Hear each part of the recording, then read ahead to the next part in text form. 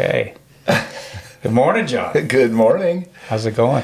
Doing well. Good. Bright and early today. Yeah, it is. Thanks. You're making me get out of bed today. I actually called him up to make sure that he was awake because I think one time you and I were doing one, you kind of woke up a little bit late. Yeah, probably. I'm a night owl. It's my job's fault. Well, we've got a good friend and special guest today, Josh Tybo from Flight Archery. How's it going today, Josh? Good. Thank you, Daryl. Thanks for having me on your podcast. Yeah, absolutely. Yeah. We're excited to been trying to make our schedules work for a while here, and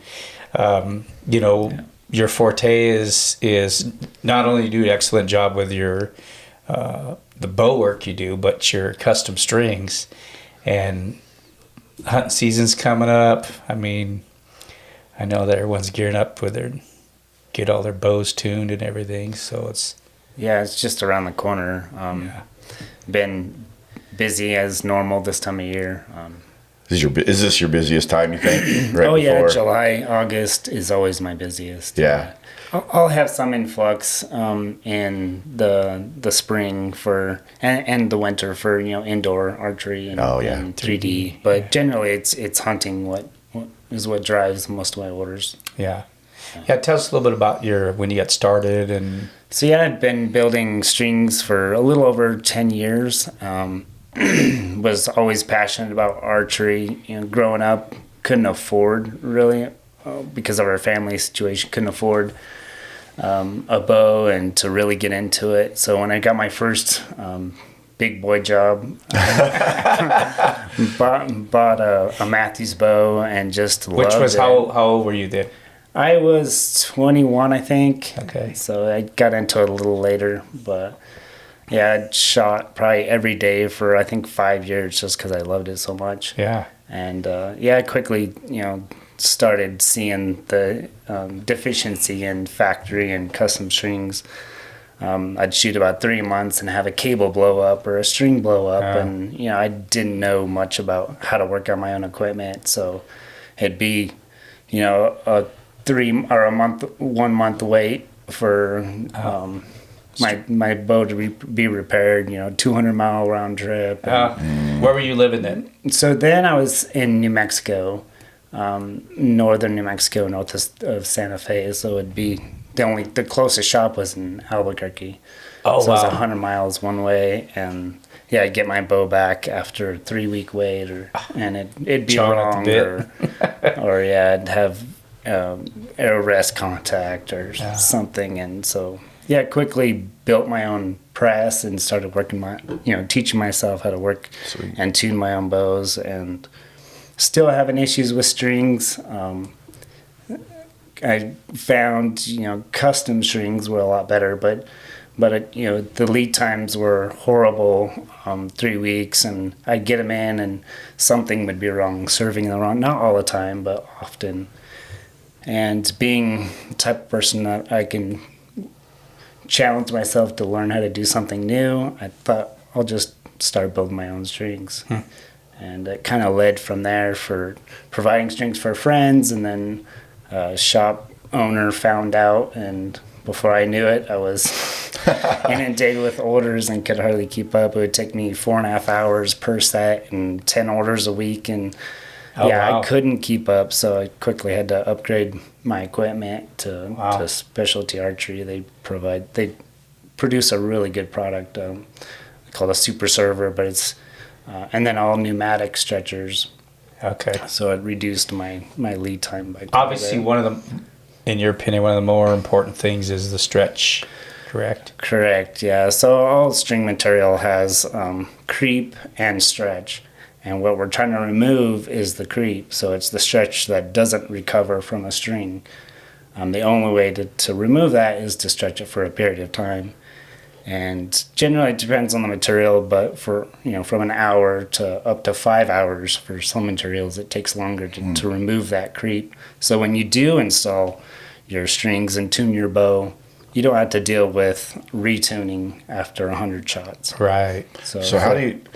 Unless this is a trade secret, I have no idea. But how do you stretch them like that for 5 hours or whatever it is, or an hour? So with my current equipment, it's pneumatic stretchers. So it's a Okay. pneumatic solenoid that applies tension laterally Gotcha. to the string. Oh, and that's cool. it's depending on your air compressor or how much pressure you can produce with it. It's 350 to 400 pounds. Okay. 400 pounds is adequate for Gotcha.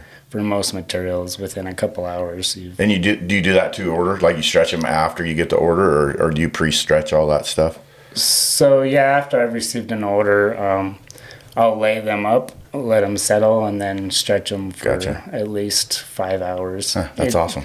And I probably don't have to stretch them that long. It's just convenient because I'll lay them up late at night and then serve them early in the morning. So sometimes it can be 10 hours, but the material is so strong that I've accidentally left them stretched for a week and noticed no difference in length.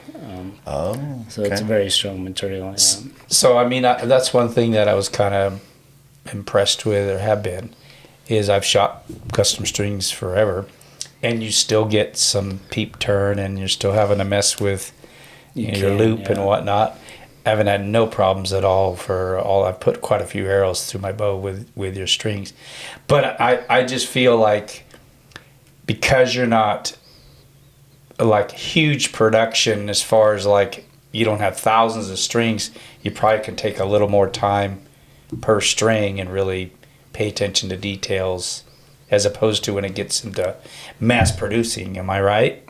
Correct, yeah. And then, I'm small enough now that I'm sole operator, owner, so every set goes through my hands, which helps quality control. If I grow, hopefully, Lord willing, I grow to where I need to hire a couple employees, I'll have to really pay attention to that quality control to maintain it. And it's Your kind kids? of where... Your kids? Do they help at all, your family? A little bit, yeah. My daughter, I've taught her to install, or not tune, but install strings. So I'll purchase the strings and have customers' bows come in, and some July, August, I can barely keep up at times. Sure. So just having someone there to put the strings on Helps. helps, so that when I get to the bow, it's a quicker turnaround. I was super impressed, with, I know and same thing with John, is you had like a card made up and, your name on there and the arrow weight and what type of arrow and how fast and, shot you bear shaft tuned them, and you really took the time. It's funny, I mean, and I know I told John this, when I first met you, at the archery shop and realized, I've been around you a little bit, but just watching you shoot and everything before I even really met you, I could just tell you're like a meticulous guy that's in a positive way.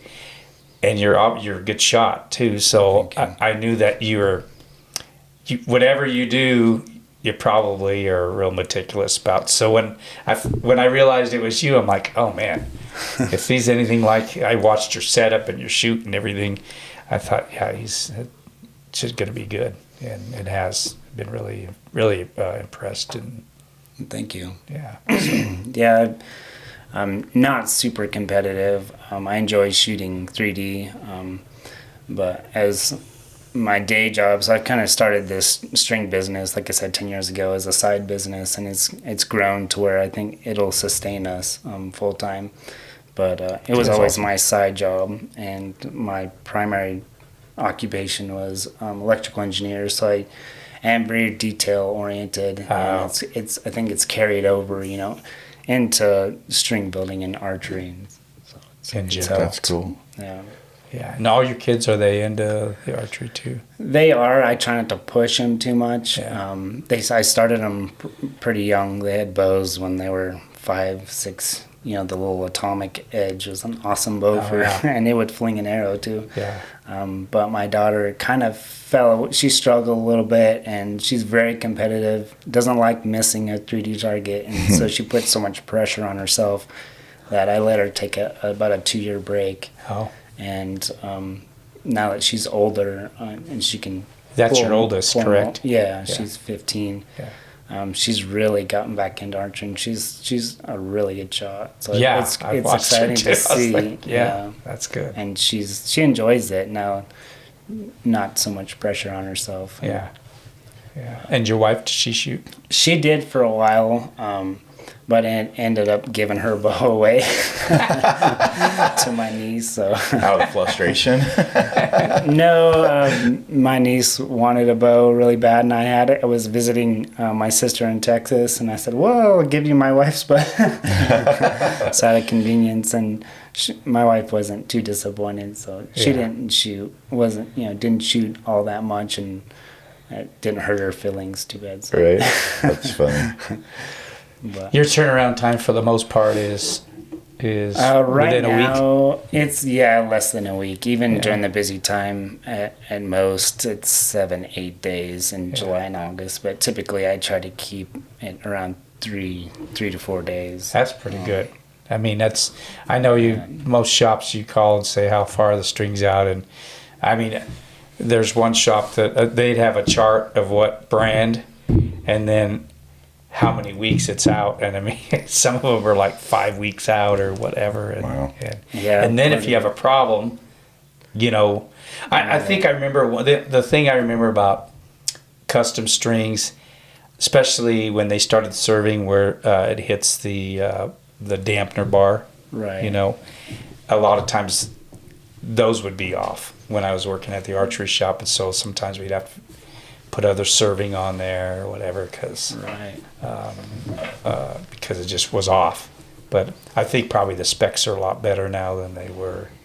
Right. Yeah, there's so many new archers every year. You hear about the draw results, and there's thousands of new applicants that are putting in, and so the demand just goes up. And the longer people wait, the more influx of orders string builders are going to have closer to the season. So I'm not surprised that there's people that have to go without their string, go hunt on with old strings or buying a new bow because they can't replace the strings on their current bow. Yeah. So it's good to get your orders in early I recommend before July at least, or by July 1st. Other things like I've seen guys, so I'm gonna send my boots in to get fixed or whatever. I'm that guy. I went through a whole archery season with backup boots, and it's the worst thing I ever did. And I got home from my hunt, and my boots were here. But really, my feet paid the price. I won't do that again because I typically go to Arizona in January. So, like from that January till March-ish, I know that I'm not going to be doing maybe any 3D shoots or much hunting or whatever.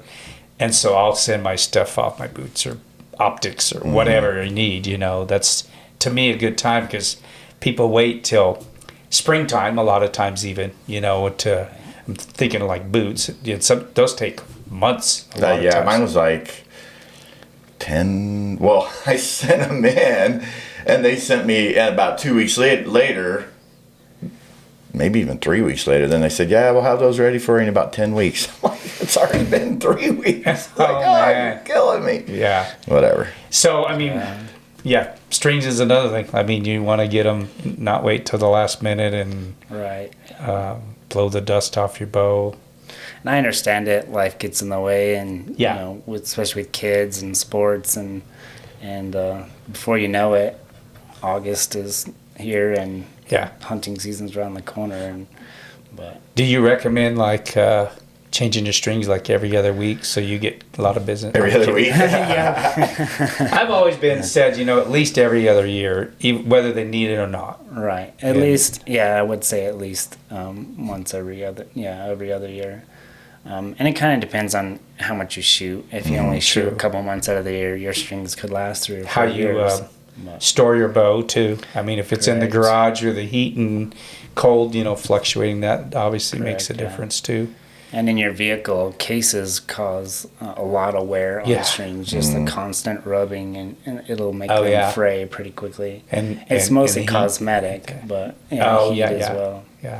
Yeah. I mean, back years ago, I've heard many stories of bows like melting, windows rolled up, 100 degrees out. They leave it in there, and And so I know it's bad on strings too. Right. Yeah, it'll get hot enough that the wax will soften, and because of the tension on the strings, it'll seep out of the strings, and it'll make them dry out quicker and fray quicker.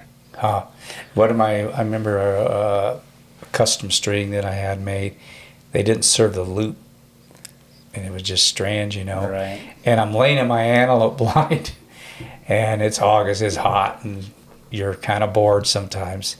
And I look over, and where it's on the cam, I could see like 5 strands is all that's left. And I'm like, do I take a chance and shoot or not?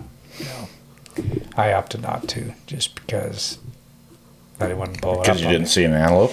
Well, that probably helped too, because I wasn't seeing a lot. But that part stunk.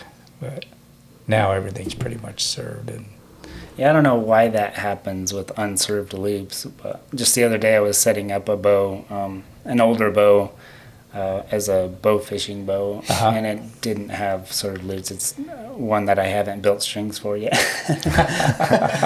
But it was only like three or 4 strands holding the string on the post. And maybe it'll hold. Maybe I could have shot, but I just wasn't gonna take a chance. Right. No, if you've ever had a string blow up, it's I never have. fun. I have several times. Really? Mostly cables, bus cables. I was shooting, I won't mention the string, but when I first started. Not yours? No. Before I started building strings, it's Was it a custom string too? Firecracker going off, and no, they were factory strings. Oh. But it kind of puts you in shock. I've heard of it. What happened. Bennett shoots, and like you said, it sounded like a firecracker going off. Right. Oh, like a dry fire. Right. Exactly. You know what? I take that back. I do. It was years ago, and I was shooting fingers, and I had a string break, and I don't know if I was more impressed about not getting hurt, but I hit the bullseye. I couldn't believe that. That's funny. It was like 45-yard shot, and the string broke. I hit the bullseye, and then I remember looking down at my bow, and I mean, it was, it wasn't good. Yeah, there's a lot of energy, and people forget that. Yeah. When a string breaks or you accidentally dry fire your bow, all that energy is going to the cams and limbs, and it causes failure in components. Yeah.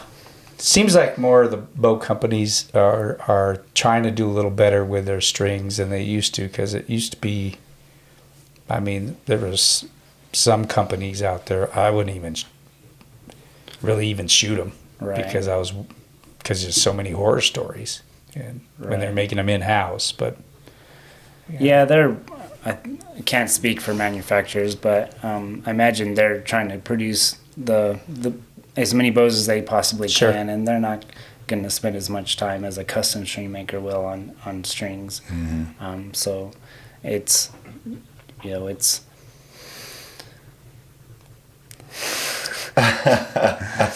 it's common that you would have issues with factory strings. Yeah. Huh. Is there any anything about your strings you think that maybe sets you a little bit above? So like I had mentioned, the quality control, every set's going through my hands, so I'm really paying attention to lengths to make sure they're correct. And it's one of the compliments I get from shops and just purchasers is that they typically get a set in, they put them on, and they rarely have to even add a twist to a cable there, because everything is to the exact length and to spec. That maybe they'll have to add a half twist to a cable, and it's in time. But also just the materials I use, I won't skimp. So I produce my strings with the best materials. So Halo end serving, Halo loop serving, and of course BCY materials are so great right now. X99 and 452X are some of the best materials they've ever been. But I try not to use 3D serving. It's a good serving. It's larger diameter, but it will cause serving separation. It doesn't hold as well as Halo. But it costs more, so I The don't Halo. make as much with Yeah. Halo as I possibly could using cheaper serving. Yeah. But I want to produce the best product possible, so I'll not skimp and That's good though. I mean, you want to do it right and right. not have to people coming back saying something happened. And Right. I mean, it's going to happen. Sometimes I would guess you make enough strings, but Yeah, we're human. I mean, we make mistakes, but yeah. And I've over the years have developed a process in my serving that I think has really eliminated serving separation on most bows. There's a few bows that are very severe cammed, and you're gonna have issues. But I've with my process, I've been able to eliminate most all serving separation. So longevity is important with strings, and Sure. they Yeah. won't wear out as fast. Did you live in New Mexico? Did you get a chance to hunt much there then? Because Oh, you're yeah, from I here did. originally, right? Right, yeah, Or I this grew area. up here in Idaho from through my teen years. Moved away when I was 23.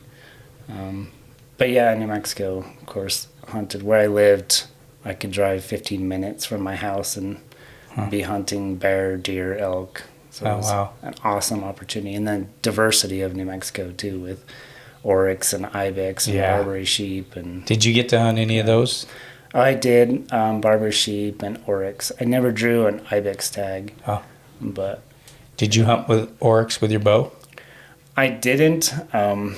They're such tough animals. They are, yeah. And you Yeah. have to hit them in the right spot, otherwise you're gonna be tracking. And I always wanted to. I just hadn't had the opportunity yet. Drew that oryx tag so few times that Yeah. I didn't want to mess it up, and Right. so I was hunting Did you like the oryx meat? with a rifle. Oh, it's amazing. I actually had a chance to guide a couple hunts down there on the White Sands, and Right. it was like a lot of the hunters, because they flew out, they could take just a little portion of the meat, weight wise, and it'd be like not a fight, but I mean everyone would be like, I want some, we divvy it up. But that was amazing how good that was. Yeah, it's kind of lighter colored, Yeah. which is surprising, but it's very mild tasting. Not Yeah. I've shot some older bulls, and they were never gamey. They're Really? maybe a little tough, but never Yeah. gamey. Yeah. Huh. How about Barbary sheep? I did hunted Barbary sheep a couple times. Very rough country, hard to hunt. Yeah. Gonna put in some miles and a lot of spotting. Yeah. But they're a neat animal. Yeah, they are super Very cool. good eyesight, hard to get close to. Yeah, they are. Yeah. Even the oryx, I couldn't believe how good their eyesight. I mean, Right. they're like a plains animal, but I always said you're either looking at their ass or their face, one of the two, because they're pretty awesome. But you got any memorable hunts? Yeah, so early on, I had a colleague that I worked with, and he wanted to bear hunt, and so we drove, and his particular unit was kind of really close to where we lived. That's a draw unit. It was an over-the-counter, actually. Oh, okay. And in the area, it's deep canyons, really thick cover, but trails everywhere, so people... hikers used it, so the possibility of seeing a bear was pretty low, and we, I think maybe it was 20 miles from our house, got into an area, hunting bear, and hiked all day, saw some sign, but never, didn't see a bear or even thought we were close to a bear. And I think we were 3.5 miles from the four-wheeler and decided to split up. And he took the top of the ridge back. I dropped down into the canyon, and after I think a mile, we had walked after we split up, and look up the hill, and I see something black running down straight at me, and I thought, what is a black lab doing out here? But I knew people hiked there all the time. So. And as it got closer, I quickly realized it was a bear, and it was coming directly. I was directly in its path, and I pulled the pistol out, racked around in when it was 15 yards from me, and settled it on his chest and thought, this bear was charging me. It was coming right at me. It was So charging you? I thought at the time. Okay. So I fired and hit perfect. And in 3 seconds, it ran down the hill the rest of the way to me. And I had enough time to fire off 2 more rounds, just kind of grazing it. Ooh. And it died 2 feet from me. Oh my goodness. Wow. I didn't have time to really think about what had just happened. I just reacted. Oh, man. And then, after the moment was over, it hit me and I started trembling and shaking. Wow. The bear, had just charged within a foot of me. And walking back to the truck, or to the four-wheeler, I realized, I think what had happened was after we had split up, my friend was up on the ridge walking through oak and honey locust and probably busted him out, and I was just happened to be directly in its path. Made it back to the four-wheeler and took some convincing 20 minutes or so to my friend that I had actually killed a bear. He didn't believe me. There's no bear in that area. I've heard it. How big was the bear? It wasn't huge, maybe a 250-pound bear. It's big enough. I wouldn't want to tackle a 100-pound bear. No I kidding. mean, those things, claws and everything they have. Oh, they are so fast too. I shot one with my bow one time from the ground, and it started running at me, and I actually have this on film, but I jumped behind a tree because there's no way you're shooting a bow again. Yeah. They're that close. I think when I shot him, he's like 25 yards away or something, and I don't know if he saw me move or he just changed paths, but when I jumped behind the tree, he changed angles and then jumped down and went down in a creek bottom and died. But it makes you realize there is no way you're going to do anything to get away from that bear, man. They are so fast. They are so fast, yeah. And I remember the very first bear I shot that was by myself, it was maybe 140 pounds or something like that. But lifting it up, and it just so happened that the way I lifted up, I remember one of the front leg, it was kind of stiff by then, but it just went on my shoulder and feeling those claws and their muscles that they have, even a smaller one like that, I'm thinking, man, you wouldn't want to tangle with. Pretty amazing. Yeah, let alone a real big one. So, yeah. After bear hunting a few times, I quickly learned that when they feel pain, they're going to go in the direction they're looking. Oh, no matter what. That's true. Yeah. Yeah. Yeah, that definitely is true. Have you got a chance to shoot a few bears in? I have, killed another bear out of a tree stand. I hunted him for about a month. It was kind of a little bull that fed up out of a drainage, and there were raspberry bushes and oak down in the bottom and a small spring. So I set up a camera and would see him every afternoon come through the little drainage. And it took me a month of getting the wind right and sitting in the stand. Not all day, but afternoons after work, I would race up there and sit in the stand. And the night I killed him, everything was just perfect. The wind stopped, changed directions, and he came in, stopped at 15 yards, and shot him. Yeah, I think because the anticipation of hunting a month and just wanting to connect with the bear with my bow. Yeah. I was overwhelmed after the shot. I heard those stories where you get the shakes. Yeah. And it's almost like you're cold and you can't stop shivering. Yeah. I had to grab onto the tree in the stand and hold on so I didn't fall off. Right. That's cool.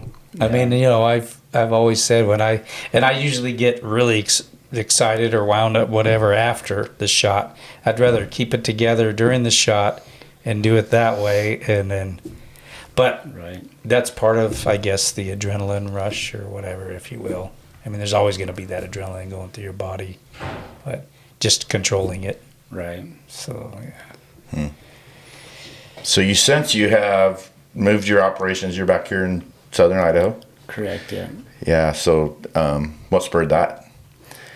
With COVID and everything, we've always wanted to move back to Idaho. We have family here with property and just always wanted to come home. With our kids being older, I'm really close to my sister and my in-laws. So, which John happened to work with your sister for years. Yeah. Years and years. Kind of a small world. Right. Right. Yeah. And you're happy to be back now. We are, yeah, building a house on some homestead property that my family has. Oh, it's homestead property. Oh, cool. Right. Cool. Yeah. Yeah, it's exciting. Is that going to cut in your hunting this fall? It probably will a little bit, absolutely.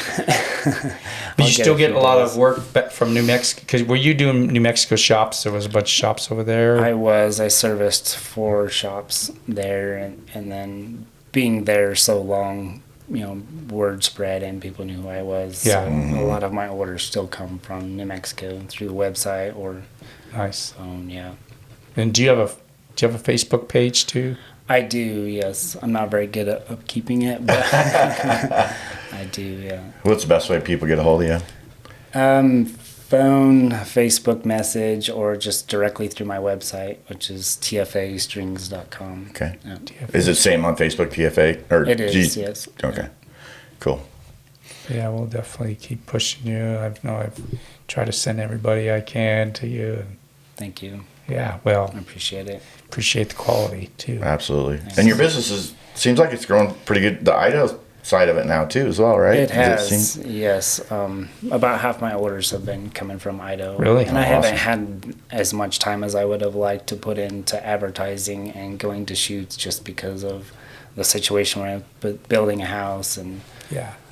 but yeah, it's over, met my expectations. So. Good. Yeah. That's awesome. Good. Yeah. Well, cool. Well, we appreciate you coming by. I know you got to get going. You got an inspector coming at your house, but appreciate you cutting some time out for us. No problem. Thank you. Keep trying to get together. So, Right.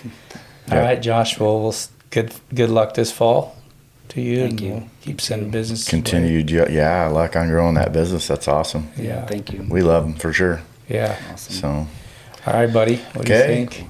I think we're good. Wrapping another one up. Yes, sir. Be talking soon enough, huh? Yes, sir. Cool. We'll do it. Appreciate you guys subscribing guys. and liking.